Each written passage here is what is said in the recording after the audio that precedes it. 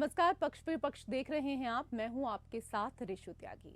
मोहन यादव के मध्य प्रदेश के सीएम बनने के साथ ही यादव वोट बैंक की पॉलिटिक्स चर्चा शुरू हो चुकी है।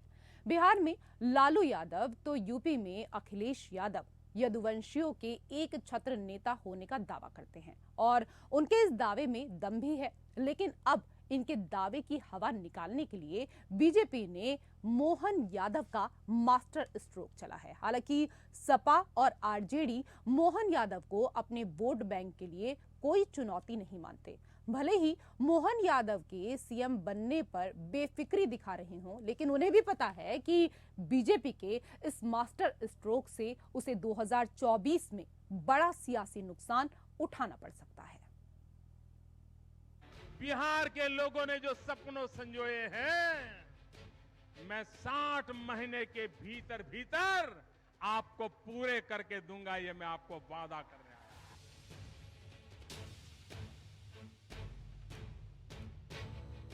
2015 में पीएम मोदी ने पटना में एक रैली में कहा था कि यदुवंशियों को चिंता करने की जरूरत नहीं है, क्योंकि पार्टी उनके हितों का ख्याल रखेगी। अब मध्य प्रदेश के सीएम के लिए बीजेपी के शीर्ष नेतृत्व ने शिवराज सिंह चौहान की जगह मोहन यादव को सीएम की कुर्सी पर बैठाकर अपना वादा पूरा किया है।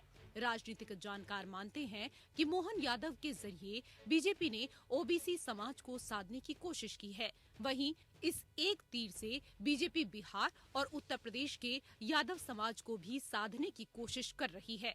जानकार इसे मास्टर स्ट्रोक बता रहे हैं। मोहन यादव के जरिए बीजेपी ने समाजवादी पार्टी और राष्ट्रीय जनता दल के किले भेदने की भी कोशिश की है। दरअसल लगभग सभी जातियों में पैठ जमा चुकी बीजेपी यादवों के बीच जगह बनाने में अभी भी उतनी सफल नहीं हुई थी। ये एक लाइन थी जिसे बीजेपी ने इस ऐलान के साथ अब तोड़ने का प्रयास किया है। उत्तर प्रदेश और बिहार में यादवों का मजबूत आधार माना जाता है और अब बीजेपी ने एक तीर से कई निशाने साधने की कोशिश की है। ये इस ओर इशारा है कि बीजेपी ने हिंदी भाषी राज्यों में यादव वोट बैंक को साधने के लिए मोहन यादव का नाम आगे करते हुए एक बेहतरीन पिच बनाई है। हालांकि बिहार में राजद ने इस बात को सिरे से नकार दिया। राजद प्रवक्ता और विधायक भाई वीरेंद्र का कहना है कि बीजेपी चाहे कोई भी कार्ड खेले, इसका असर बिहार में नहीं होने वाला। यहाँ लालू यादव के सामने कोई टिकने वाला नहीं है। वहीं सपा प्रमुख अखिलेश यादव ने मोहन यादव को बधाई देते हुए कहा कि आपको एक बड़ी पार्टी ने बड़े पद पर बैठाया है। पिछड़ा, दलित और आदिवासी सबसे अधिक मध्य प्रदेश में है। मुझे उम्मीद है कि इस कुर्सी पर बैठकर आप इन वर्गों का ख्याल रखेंगे। मुझे उम्मीद है कि पहली ही कैबिनेट का फैसला पिछड़ों को 27% आरक्षण देने का होगा। सपा और आरजेडी भले ही मोहन यादव के सीएम बनने पर बेफिक्री दिखा रही हों, लेकिन उन्हें भी पता है कि बीजेपी के इस मास्टर स्ट्रोक से उनके वोट बैंक पर सेंध लग सकती है। दरअसल बीजेपी यादव वोट को साधने का लगातार प्रयास कर रही है। बिहार के 2015 विधानसभा चुनावों में बीजेपी ने 23 यादवों को मैदान में उतारा था। 2024 के आम चुनावों से पहले पार्टी ने 2021 में भूपेंद्र यादव को केंद्रीय मंत्री के पद पर बैठाया और 2022 में सुधा यादव को पार्टी के संसदीय बोर्ड में शामिल किया। ये गहरे संकेत हैं जिनसे पार्टी की मंशा जाहिर होती है। Bureau report, APN.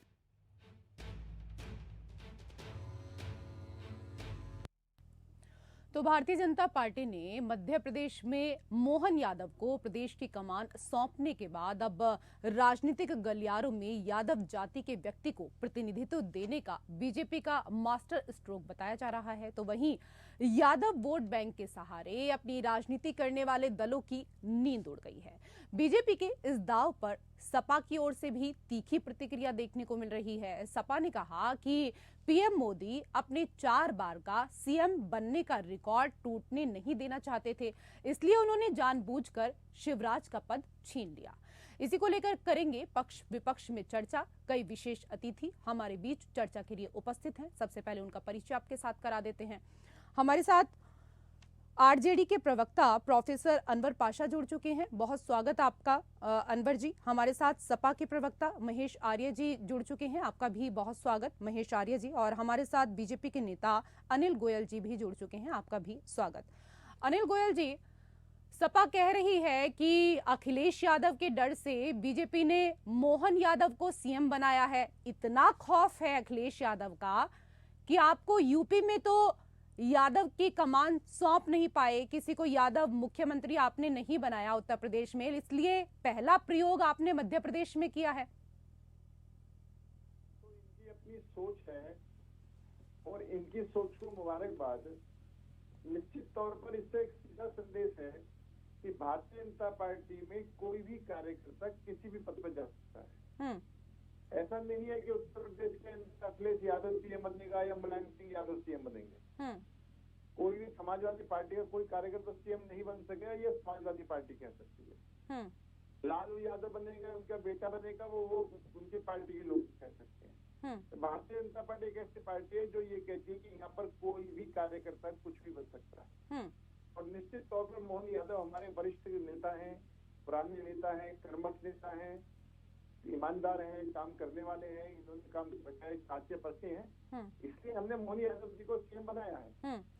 ठीक है, आप बता रहे हैं कि आपने मोहन यादव जी को सीएम क्यों बनाया है, लेकिन सपा तो ये कह रही है कि प्रधानमंत्री नरेंद्र मोदी अपने 4 बार का सीएम बनने का रिकॉर्ड टूटने नहीं देना चाहते थे, इसीलिए उन्होंने जानबूझकर शिवराज का पद छीन लिया। मैं कह तो रहा हूँ ना जी कि ये इनकी अपनी सोच कुछ भी हो सकती है।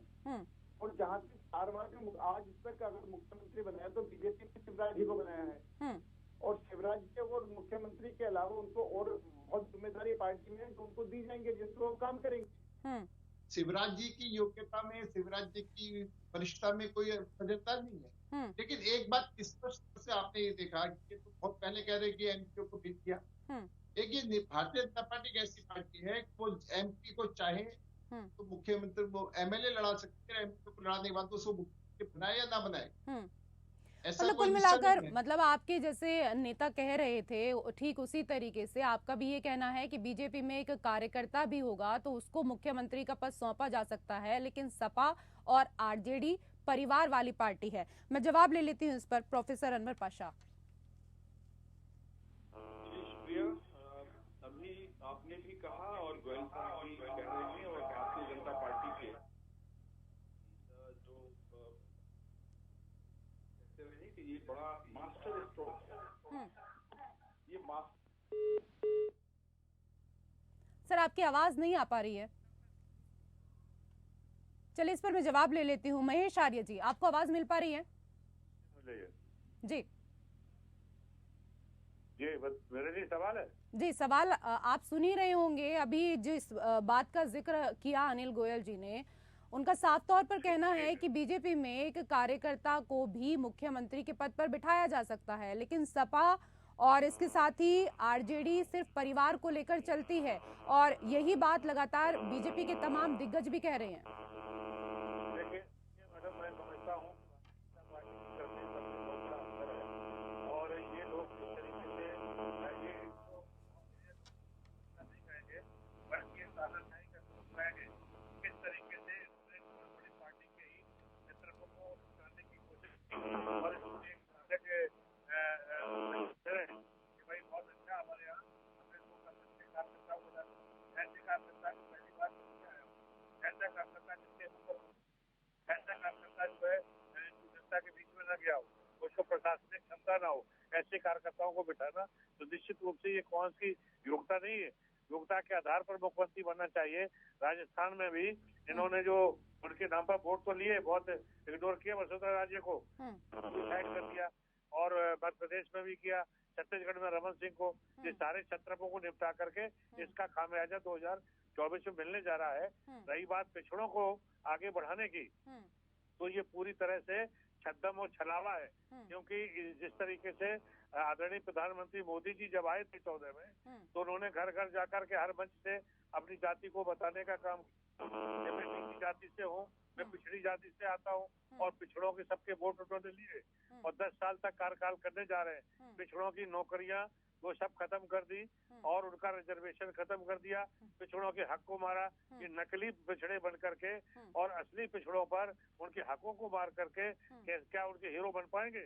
निश्चित रूप से आदरणीय अखिलेश यादव जी यादव समाज से ताल्लुक रखते हैं, करने के लिहाज से उन्होंने वोट बैंक में तो अब सेंध लगाना शुरू कर दिया है ना बीजेपी ने भी, और यादवों के मसीहा आप अपने आप को कहते थे, आरजेडी भी या फिर आपकी भी बात करें, लेकिन इस दौरान देखिए ना कि किस तरीके से एक ऐसे व्यक्ति को, एक ऐसे कार्यकर्ता को जो सिर्फ 3 बार विधायक रहे हैं, उनको मुख्यमंत्री बनाया गया मध्य प्रदेश में। तो वाकई बड़ी चीज है ना।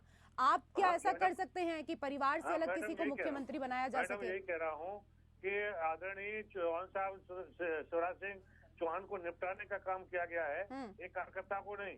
और लेकिन आप ये बात कैसे कह सकते हैं महेश आर्य जी? हो सकता है ना कि केंद्र में उनको कोई बड़ी जिम्मेदारी सौंपी जाए। बात सुनिए, मैं जो पिछड़ों का वोट लेने के लिए ये उनकी राजनीति है, तो मैं कह रहा हूँ शिवराज सिंह चौहान से आते थे, अच्छे नेता है, अच्छी गवर्नेंस किया। ठीक है, मैं इस पर जवाब लूंगी, लेकिन इससे पहले प्रोफेसर अनवर पाशा जी से एक टिप्पणी ले लेती हूँ। ठीक है,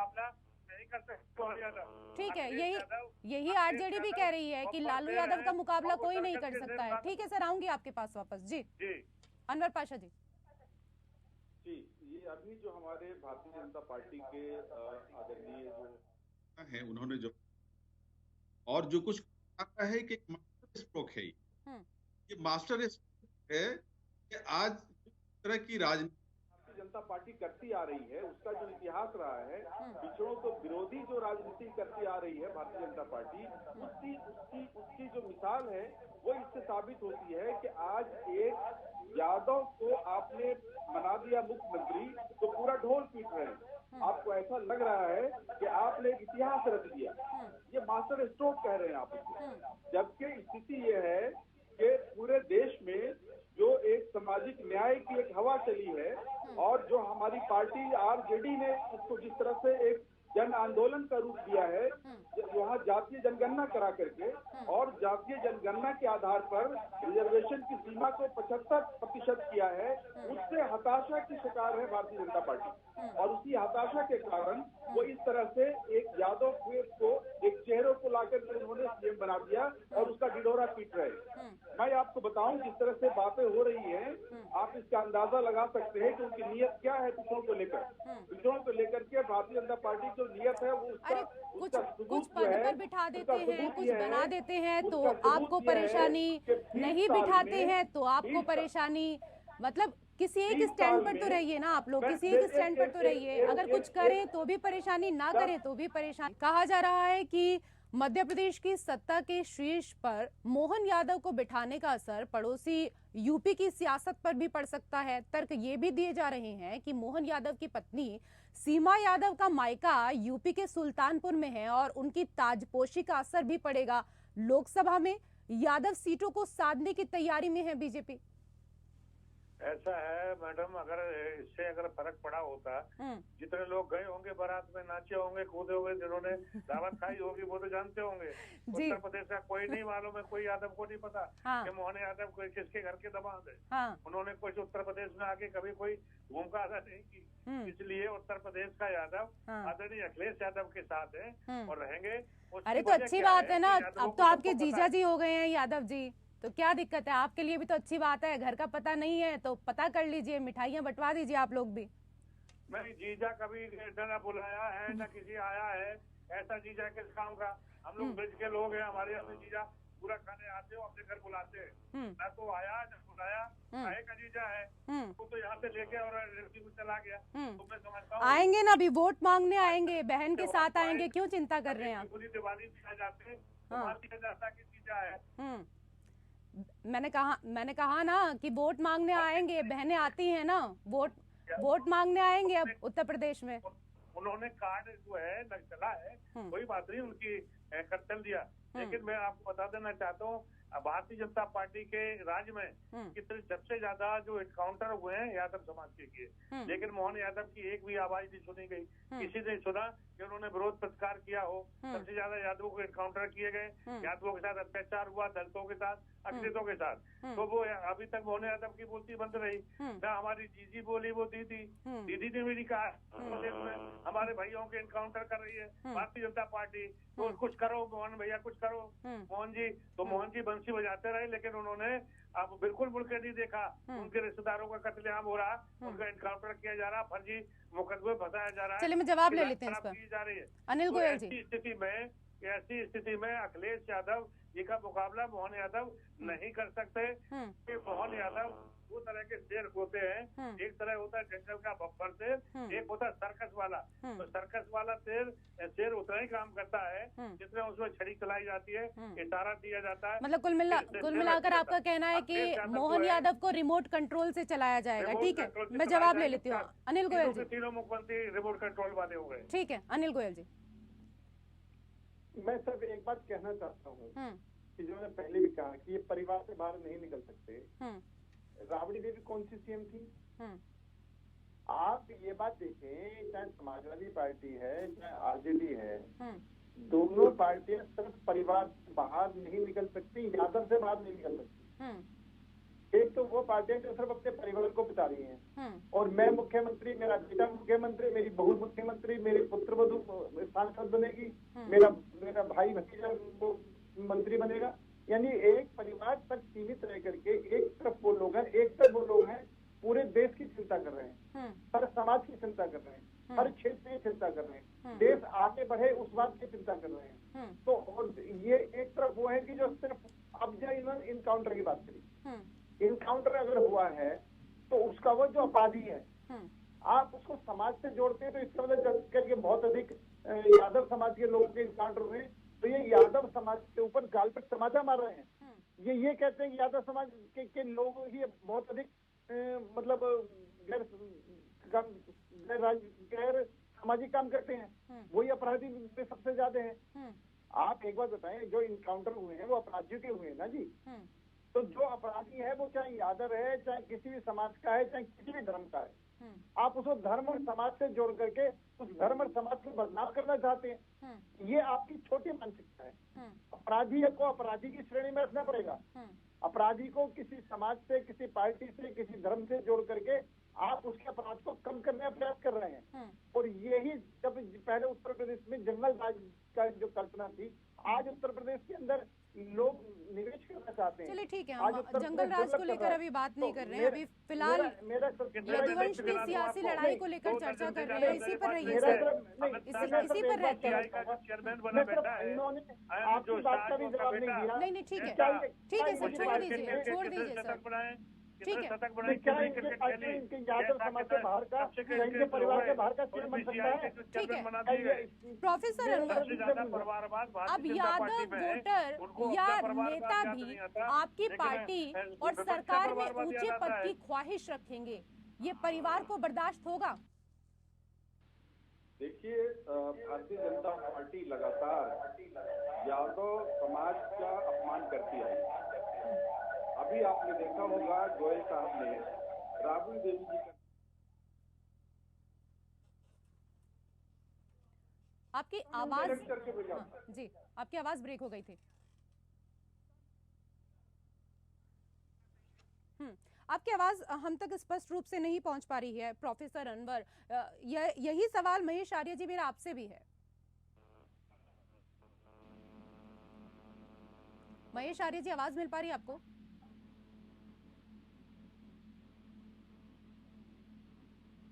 महेश आर्य जी, आपको आवाज मिल पा रही है? चलिए, लगता है आवाज नहीं मिल पा रही है हमारी, शायद कुछ तकनीकी समस्या है। जी, आवाज मिल पाई आपको अनवर जी? आपकी आवाज आ रही? जी, मैंने सवाल आपसे किया था, उसका जवाब मुझे नहीं मिल पाया था सर। हाँ, आवाज नहीं आ पा रही थी मैडम। मैं ये कहना चाह रहा हूँ कि भारतीय जनता पार्टी ने जुमले पे आधारित पूरी सरकार चलाई है। 10 साल तक इन्होंने किसानों को बोला था कि हम दुगनी आय करेंगे।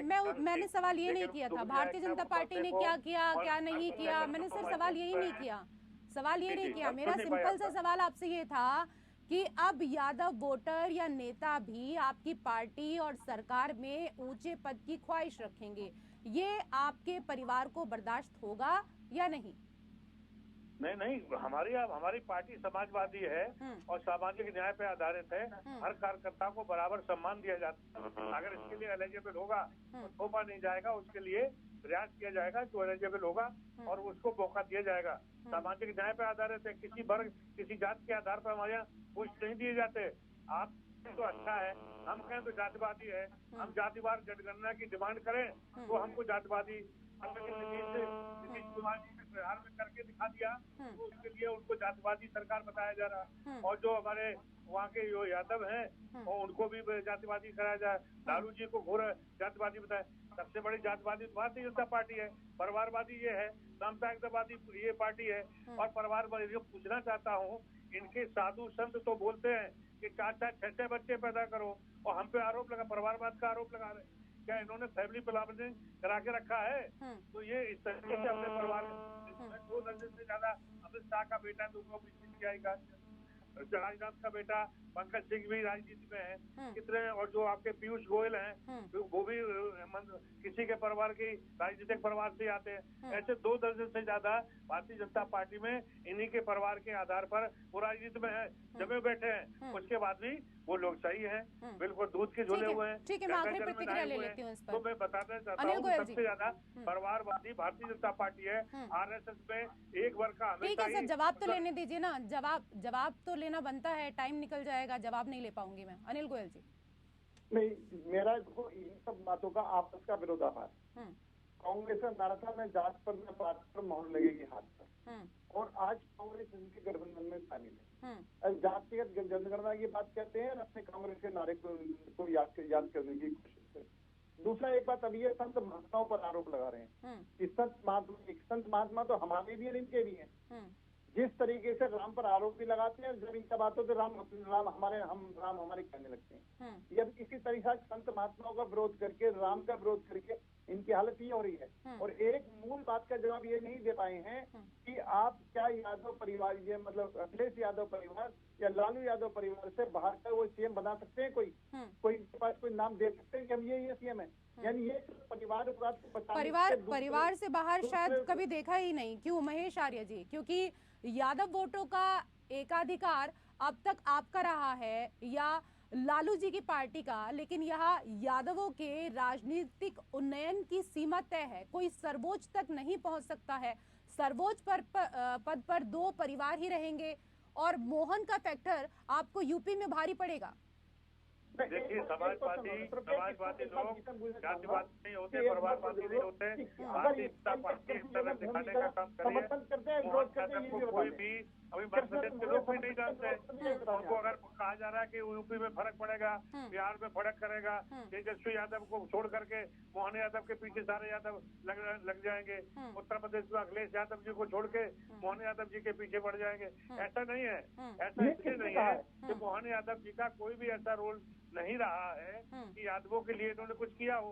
इस तरह मैं पहले बता चुका हूँ, उत्तर प्रदेश में ससुराल है, आज तक नहीं आया, तो उसको कौन पूछेगा? देखिए, वो एक मुख्यमंत्री की कुर्सी पर बैठे हैं, सिर्फ यादवों के लिए ही वो क्यों कुछ करेंगे? वो तो पूरे राज्य के लिए करेंगे ना।